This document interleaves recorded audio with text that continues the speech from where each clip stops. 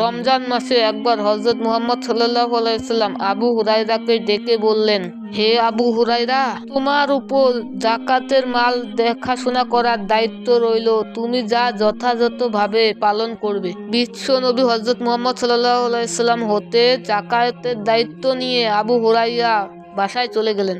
রাতের বেলা আবু হুরায়রা শুয়ে আছেন, কিন্তু এখনো ঘুমাননি। ঠিক তখনই এক আগন্তুক তার ঘরে ঢুকলো। তিনি বুঝতে পারলেন। তখন আবু হুরায়রা শোয়া থেকে উঠে সেই আগন্তুকের কাছে গেলেন এবং তাকে ধরে ফেললেন। আর সেই আগন্তুককে বললেন, আল্লাহর কসম, আমি তোমাকে ধরে নবী করিম সাল্লাল্লাহু আলাইহি ওয়াসাল্লামের কাছে নিয়ে যাব, তিনি যা শাস্তি দেওয়ার তোমাকে দিবে। আর তখন সেই আগন্তুক বলল, আমি গরিব মানুষ, আমার পরিবার আছে, আমি খুব অসহায়, অনুগ্রহ করে আমাকে ছেড়ে দিন।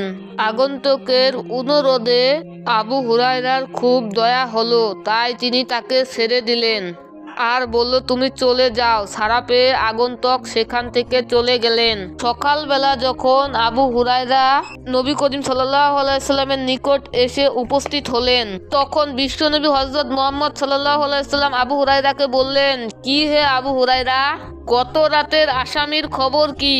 তখন আবু হুরায়রা অবাক হয়ে বললেন, হে আল্লাহর রাসূল, সে আমার কাছে এসে তার অভাবের কথা বলেছে, আমি তার উপর দয়া করে তাকে ছেড়ে দিয়েছি।